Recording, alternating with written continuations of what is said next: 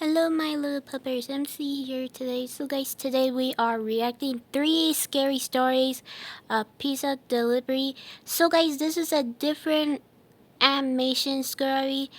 I will link down below, but I will say this warning: this video contains jump scares, blood, and other creepy things. If you cannot handle it, please watch something else of my other videos. But that being said, let's begin, guys.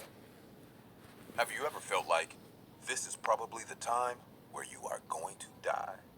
If you haven't, you are so damn lucky. This incident happened last week. The I'm trauma of scared this now. incident is so fresh that I am still having a rough time recovering from it.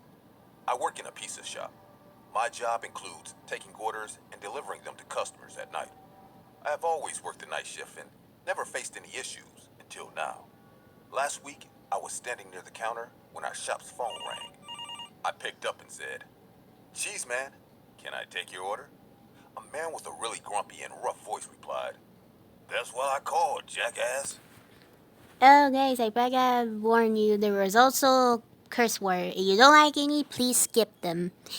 And that man was so rude. I felt a bit insulted by his behavior, but kept it to myself. The man ordered 2 large pizzas and gave an address of a house residing in the outskirts of the town. I told the chef to prepare the order. I checked the address using my GPS and realized it's going to be a 20-minute drive. I stacked the boxes on the front seat of the car and started for the destination. I was driving amidst the small townships. Oh, It was guys, 10 so p.m. at night, creepy. so the streets were completely empty. The yellow streetlights created a spooky atmosphere all around. I saw a house at the end of the street and realized this is the location. I parked my car near the house and got out. The house looked quite abandoned to me, as if people hardly lived there. But I saw the lights in the room upstairs. Guys, if you ever have a job and you're doing the night shift, believe believe in your guts and don't go into the house. Just run and never return or quit the job and leave. I walked to the main door and knocked. I could hear a whispering sound coming out of the house. No one opened the door, so I knocked again.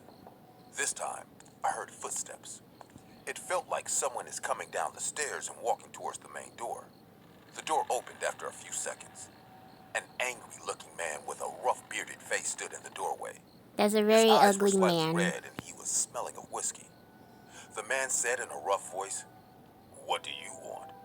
Hearing his voice, I realized this is the same guy who insulted me on the phone. I said in a calm but firm voice, "Your pizza's here," and handed him the boxes.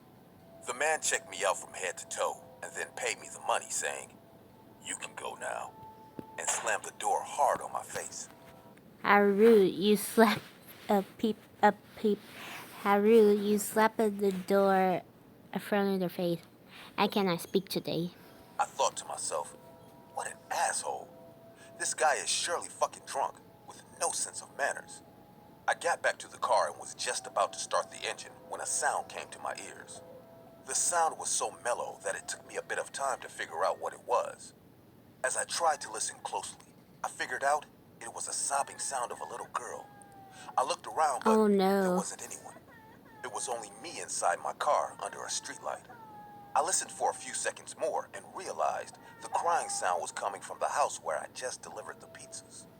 It would have been possible that the drunk asshole had a little daughter and it was a matter of their personal life. But there was something in the cry of this little girl that kept pleading me not to leave. I slowly came out of the car and tiptoed to the house. I got close to the main door and tried to listen to the sounds coming from the house. Is this man like a kidnapper? I'm scared. The little girl was continuously sobbing, but I heard 2 more sounds this time. I heard 2 men talking in a really low voice, but their talking mode was so rough that I could hear almost everything they were speaking. The grumpy drunk who opened the door was saying to another man, "I told you to tie her mouth tightly." The other man replied, "I did, but she won't stop sobbing. Not everything is my fault, Brute." I said to myself, "So this asshole's name is Brute?" Brute replied in an angry voice, "I shouldn't have made you a partner in the first place. Can't even keep a 10-year-old girl quiet, jackass." Oh They got god. into an argument with each other and started to use really obscene language. The girl's cry got louder. There was a small window on the house porch. I slowly peeked inside from the window, and what I saw scared the hell out of me. A little girl was lying on a dusty mattress on the floor. Her Oh hands my and legs goodness. were tied. Her mouth has been taped too. Her wide eyes looked fucking terrified. I could tell from her expression that she was in danger. The two men were sitting on the porch arguing. One was Brute the drunk guy, and the other was a bony, creepy-looking guy sitting right next to him. The They're entire very ugly scenario men. became crystal clear to me. I realized they are professional kidnappers and have abducted this little girl. This house is probably an abandoned house, which is why they chose this place to keep the girl. To be honest, I was really nervous at the beginning and thought to leave the place and inform the cops about it. I thought it would be better if the cops handled this matter. But then, I again looked at this little girl and realized how dangerous it would be if I just leave her here like this.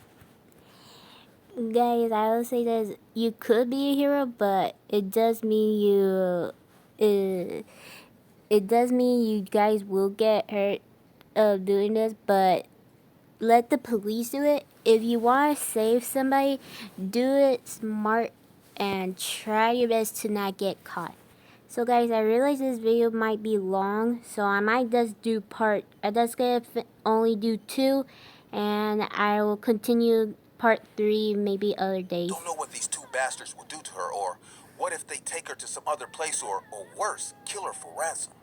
With various Okay. thoughts going on in my head, I decided to take one step at a time, because there was no way I was leaving this little girl to die at the hands of these criminals. I made no sound and got to my car.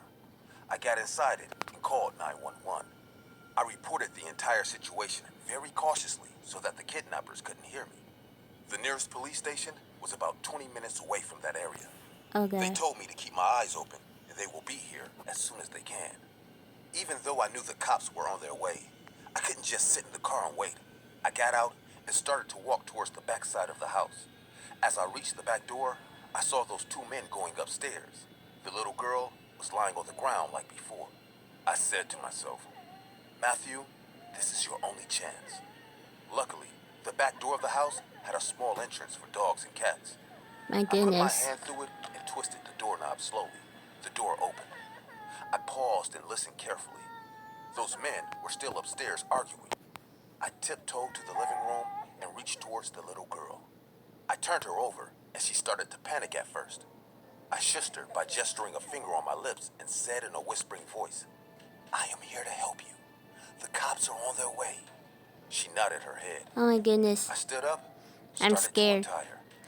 She was sobbing like before. I understood this girl is extremely traumatized from what she is going through right now. Suddenly, I heard footsteps and I started to hurry up. I was almost done when I heard a thunder-striking voice from the stairs. Hey, who the hell are you? What are you doing, you bastard? I Okay. looked back and saw Brute was standing on the stairs. His face seemed like My goodness, guys, look at that face. It looks so horrifying. Ugh. hound from hell. He was breathing like a hungry wolf. I immediately took the little girl on my lap and started to run towards the door. Brute took out a huge knife and chased me. I was just close to the exit when he stabbed me on my leg. I screamed in pain because I knew he stabbed Oh me god. deeply, but I didn't stop. The little girl started crying and screaming in fear, seeing blood coming out of my leg. I grabbed her tightly to my chest and ran as fast as I could. I got on the streets. I already said the streets were empty, and the next house was at 1 to 2 kilometers distance from this one. I knew I wouldn't make it that far because I turned around and saw those two criminals chasing me with sharp knives in their hands. I was just praying to God, please make the cops reach here before they get us. I could hear them saying, Stop! I will kill you, you son of a bitch! Stop! Right now! My leg was about to give up, and I realized that I should have gotten into the car. But I don't know if I could have driven it safely or not. While every hope of coming out of this alive with this little girl in my arms was dying in front of my eyes, I saw a flash of red and blue The lights police heading is towards here. us. The cop's car's siren made me heave a sigh of relief. I turned back and saw Brute and that bony guy now running backward. I was sure that they have seen the cops and are trying to escape now. I stumbled on the ground and a lady cop came rushing towards me. As soon as she took the little girl from my arms, I lost my senses. I had to stay in the hospital for a week. The cops managed to reunite the girl with her parents and have arrested Brute and his partner. Doctors say I might have to limp while walking for the rest of my life. But when that little girl visited me in the hospital, her smile and the tears of joy on her parents' face made all my pain worth it. I am happy that I could save a little child's life on that night of pizza delivery. I found a game to play with Buddy. Well, okay, I'm not sponsoring anything. So guys, I'm gonna end it here because the story was long and I don't know how long this recording will last. But I hope you enjoyed this video. Please guys, like, comment down below, subscribe, and hit that notification bell. There will be a link down below. Please guys, go support the people who made this scary story. That being said, this is MC signing out. Bye guys.